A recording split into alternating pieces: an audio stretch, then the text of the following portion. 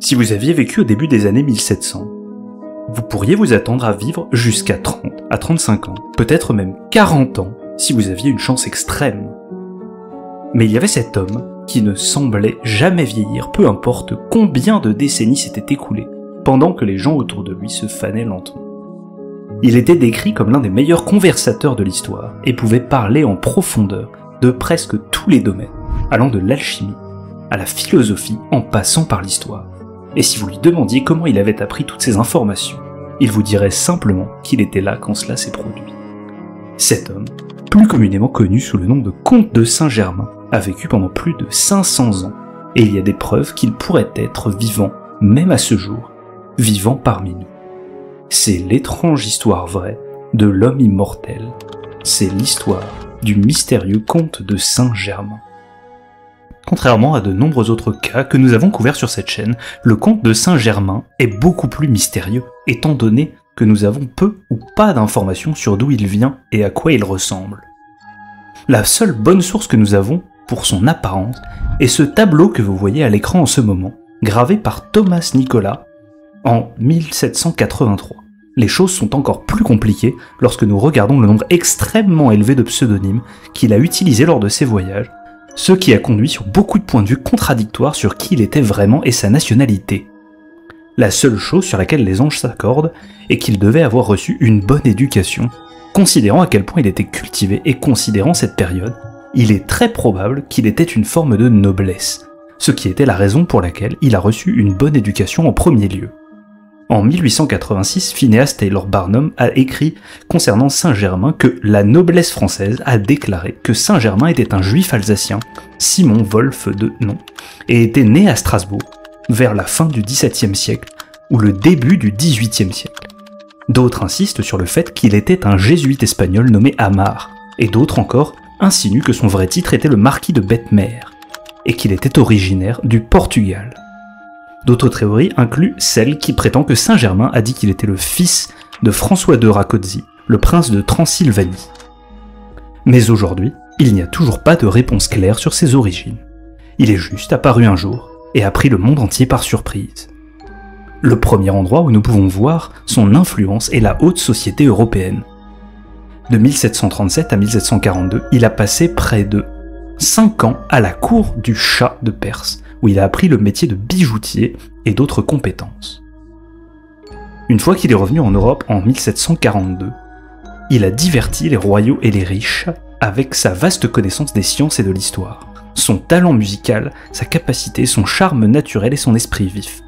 En parlant à des personnes de différentes ethnies, il pouvait passer d'une langue à l'autre sans effort et parlait couramment français, allemand, néerlandais, espagnol, portugais, russe et anglais. Et connaissait également le chinois, le latin, l'arabe et même le grec ancien ainsi que le sanskrit. C'était avant Duolingo, donc cela en dit beaucoup. Cette capacité d'apprendre tout ce qui avait jamais existé a fait du comte de Saint-Germain un sujet de grande discussion.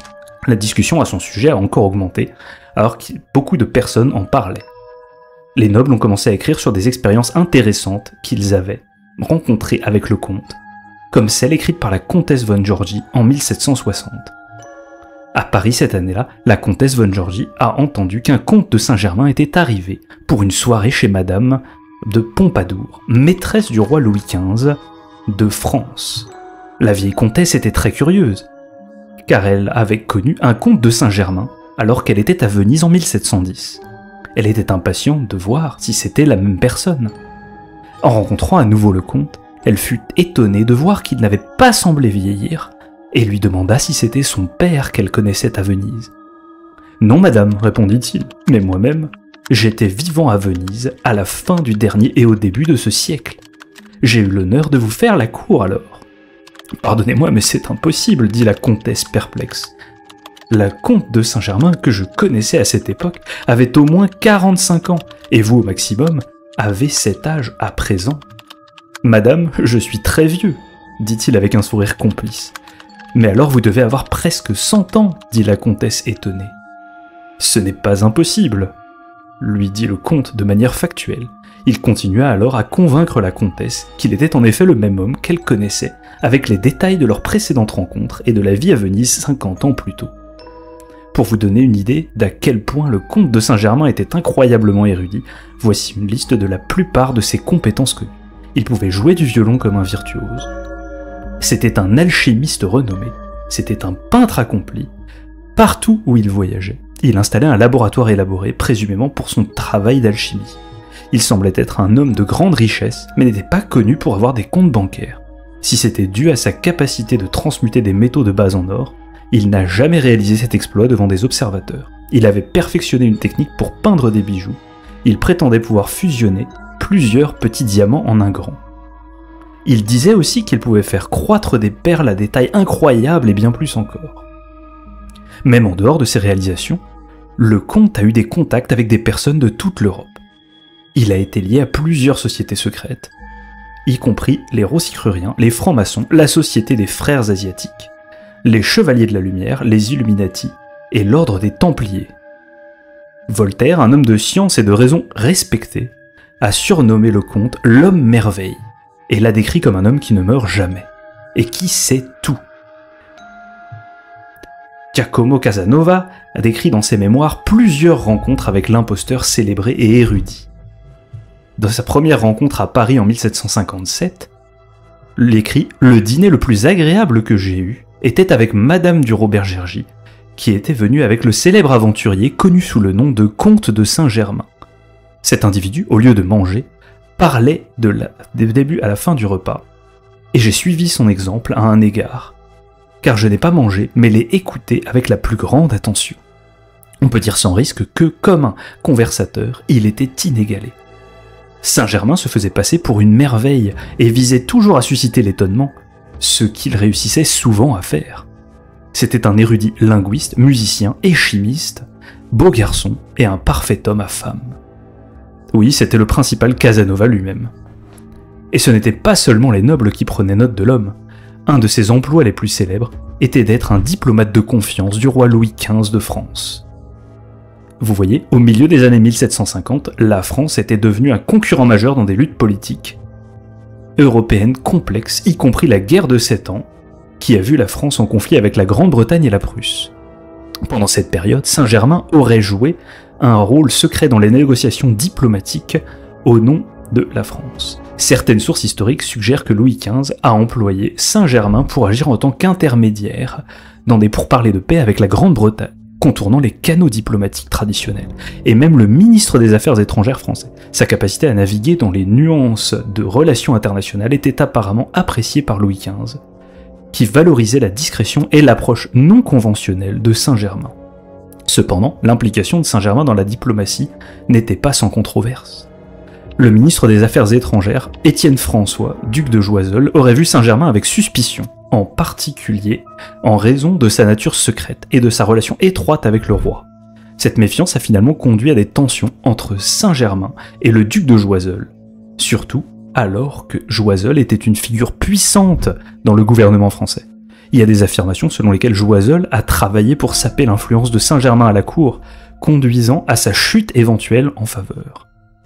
Au début des années 1760, alors que les marées politiques changeaient et que l'influence de Choiseul grandissait, la position de Saint-Germain à la cour française a commencé à diminuer. Il a finalement quitté la France, bien que sa réputation en figure mystérieuse d'une grande intelligence et possible immortalité continuait de planer. Dès là, il se rendrait à Altona, Schleswig, où il se lierait d'amitié avec le prince Charles de Hesse-Kassel. Mais avant d'entrer dans cette partie de sa vie, il est intéressant de savoir qu'il a eu 2 autres interactions importantes avec la France. Tout d'abord, en 1774, il est retourné en France lorsque Louis XVI et Marie-Antoinette occupaient le trône et auraient prétendument averti d'une révolution qui devait venir 15 ans plus tard. Quelques décennies plus tard, après la prise de la Bastille lors de la Révolution française, en 1789, la comtesse d'Aldemain a déclaré avoir eu une longue conversation avec le comte de Saint-Germain. Il lui aurait prétendument parlé de l'avenir immédiat de la France, comme s'il savait ce qui allait arriver. En 1821, elle écrivit « J'ai revu Saint-Germain encore. Chaque fois, à ma grande surprise, je l'ai vu lorsque la reine Antoinette a été assassinée le 18 Brumaire. Le jour suivant, la mort du duc est en janvier 1815 et la veille de l'assassinat du duc de Berry. La dernière fois qu'elle l'a vu, c'était en 1820 et chaque fois, il semblait être un homme qui n'avait pas plus de 40 ans. Tout cela a laissé une réputation incroyable au point qu'il était connu de presque tout le monde dans la haute société française. Revenant à Altona et au prince Charles II, au château de Hesse, le comte de Saint-Germain a fait tout ce qu'il faisait de mieux. Il a donné des démonstrations de ses compétences au prince Charles et tellement impressionné le prince qu'il a reçu un énorme laboratoire pour mener toutes ces expériences qui l'intéressaient. C'était le début d'une relation extrêmement bénéfique pour le comte et le prince. Et les deux allaient coopérer, non seulement dans la fabrication de pierres précieuses et de bijoux, mais aussi discuter de leur intérêt commun pour le mythicisme. Le prince Charles raconte plus tard, dans une lettre, que c'était la seule personne en qui le comte se confiait vraiment, et croyait que le comte était le fils de François II Rákóczi. François II Rákóczi était un noble hongrois, et leader de la guerre d'indépendance de Rákóczi et de la Hongrie contre les Habsbourg. Bien que cette théorie était correcte, le comte aurait dû avoir près de 90 ans à ce moment-là, et il semblait que c'était correct. Considérant que si nous regardons les archives de l'époque, nous trouvons qu'un homme du nom de comte de Saint-Germain est mort le 27 février 1784. Il a été enterré le 2 mars à Eckenfeuer dans une tombe privée, le coup de laquelle a été inscrit dans les livres de comptes de l'église le lendemain. À première vue, cela pourrait sembler être la fin de cette histoire, mais beaucoup de choses ne s'additionnaient toujours pas. Lorsque les gens faisaient un inventaire de ses appartenances, ils n'ont littéralement trouvé rien de valeur. Il n'y avait pas de pierres précieuses, pas d'or, pas même d'objets culturels qu'il montrait souvent aux personnes avec qui il conversait. Les seules choses laissées derrière étaient quelques pièces de monnaie et tous ses vêtements. Une autre chose à garder à l'esprit ici est que j'ai mentionné que le comte a visité la comtesse des Adhémar en 1789. Cependant, vous avez peut-être réalisé que, selon ce que nous savons, le comte est mort en 1784. Et ce n'est pas comme si la comtesse était seule à avoir le comte. En 1785, il a été vu en Allemagne avec Anton Mesmer, le pionnier de l'hypnose. Certains prétendent même que c'était Saint-Germain qui a donné à Mesmer les idées de base pour l'hypnotisme et le magnétisme personnel. De plus, les archives officielles de la franc-maçonnerie montrent qu'ils choisirent Saint-Germain comme leur représentant pour un congrès en 1785. À partir de là, il a disparu pendant quelques décennies, mais en 1821, il est réapparu dans les mémoires d'Albert Vandamme. Il a parlé d'un homme qui avait une ressemblance frappante avec le comte de Saint-Germain, mais qui se faisait appeler Major Frazier à la place. Vandamme a écrit « Il se faisait appeler Major Frazier, vivait seul et n'a jamais fait allusion à sa famille. De plus, il était prodigue avec l'argent, bien que la source de sa fortune restait un mystère pour tout le monde. Il possédait une connaissance merveilleuse de tous les pays d'Europe à toutes les époques. Sa mémoire était absolument incroyable, et curieusement, il donnait souvent raison à ses auditeurs à comprendre qu'il avait acquis son savoir ailleurs que dans des livres. Il m'a dit de nombreuses fois, avec un sourire étrange, qu'il était certain d'avoir connu Néron, d'avoir parlé avec Dante, et ainsi de suite. Le major Frazier a disparu sans un bruit entre 1880 et 1900. Le nom de Saint-Germain est redevenu prominent lorsque des membres de la société théosophique, y compris la célèbre mystique Helena Blavatsky, ont affirmé qu'il était toujours en vie et travaillait au développement spirituel de l'Occident. Il existe même une photo prétendument authentique de Blavatsky et Saint-Germain ensemble, et en 1897, la célèbre chanteuse française Emma Calvé a dédié un portrait dédicacé d'elle-même à Saint-Germain. La plus récente apparition d'un homme prétendant être Saint-Germain a eu lieu en 1972, à Paris, lorsqu'un homme nommé Richard Chanfray a annoncé qu'il était le légendaire comte. Il est apparu à la télévision française, et pour prouver sa revendication, a apparemment transformé du plomb en or sur un réchaud devant les caméras. Il y a aussi un groupe de personnes qui le vénèrent, essentiellement parmi d'autres personnes, mais pour le but de cette vidéo, nous n'allons pas aborder cela. Commentez ci-dessous si vous souhaitez nous voir aborder cette affaire de leur perspective. Mais revenons à l'affaire. Même après avoir entendu tant de choses sur le comte de Saint-Germain, il y a encore très peu de choses que nous savons réellement de lui. Cela soulève donc la question, que se passait-il vraiment dans les coulisses? Et le comte est-il vraiment immortel? En ce qui concerne le comte, il y a principalement deux façons de voir cela. La première est que nous supposons que le prince Charles avait raison, et que le comte est vraiment le fils de François II. Dans ce cas, ces affirmations d'être en vie depuis plus de 500 ans sont complètement fausses. Et tout cela n'était qu'une persona qu'il avait créée pour être en faveur de l'élite de cette époque. Cela signifierait également que, bien qu'il ait vécu beaucoup plus longtemps que l'espérance de vie moyenne, le comte est finalement mort en 1784. Et toutes les personnes qui prétendaient l'avoir vu par la suite ont soit imaginé leur rencontre, soit rencontré un imposteur qui prétendait être le comte. Cependant, il existe beaucoup de preuves que le comte pourrait en fait être immortel. D'une part, en ce qui concerne l'alchimie, il y a le mythe de la pierre philosophale. Si vous étiez capable de créer la pierre philosophale, vous obtiendriez le pouvoir de transformer le plomb en or, et vous pourriez même faire un mélange qui vous rendrait immortel.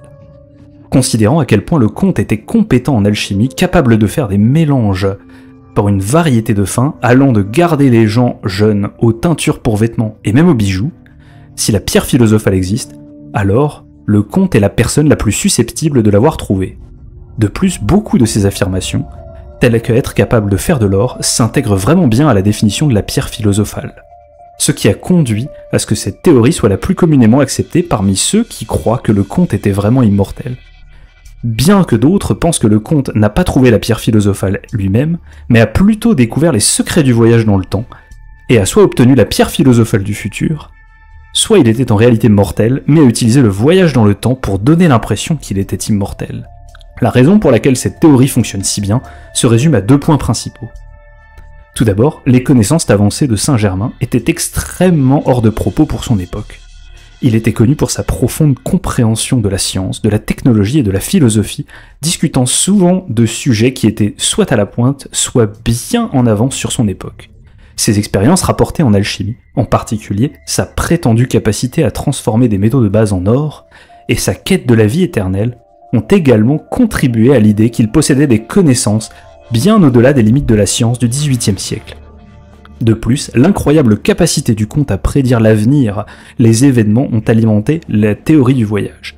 Beaucoup de gens ont affirmé qu'il a fait des prédictions précises sur des bouleversements politiques et sociaux, comme la Révolution française, qui a eu lieu après sa mort. Une troisième théorie essaye de répondre à la question en utilisant la religion. Dans la Bible, Cartophilus était censé être un fonctionnaire romain ou un juif qui a raillé Jésus en route vers la crucifixion, disant « Allez plus vite ». En réponse, le Christ aurait maudit cet homme pour marcher sur terre jusqu'à la seconde venue, le rendant une figure immortelle, errant éternellement à travers l'histoire. Le lien entre Cartophilus et le comte de Saint-Germain découle du mystère entourant l'immortalité rapportée de Saint-Germain et sa capacité à réapparaître à différentes époques et endroits à travers l'histoire. Les 2 figures sont dites posséder une profonde sagesse, des connaissances secrètes et une longévité remarquable. Saint-Germain, qui ne vieillissait apparemment jamais et avait connaissance des événements tant passés que futurs, reflète l'image de Cartophilus, un homme condamné à vivre indéfiniment. Alors le comte de Saint-Germain existe-t-il ? Est-ce que tout cela est vrai ? Et si c'est le cas, qu'est-ce qui est vrai ? Avant de dire oui aux théories, voyons ce que l'autre côté de la pièce a à dire. Il y a eu des rapports selon lesquels un comédien du nom de Millard Gower a commencé à faire des spectacles basés sur le mythe de Saint-Germain durant les années 1700 et dramatisa souvent les affirmations que le vrai comte a faites. Par exemple, Gower disait dans l'un de ses spectacles que le comte est en vie depuis l'époque de Jésus. Beaucoup de gens soutiennent que des commentaires comme celui-ci sont la raison pour laquelle il y a tant de conclusions sur l'origine du comte. En premier lieu, ils soutiennent également que la plupart des informations que nous avons sur ces récits sont basées sur des anecdotes qui sont sujettes à être exagérées. Et nous faisons cela à chaque fois.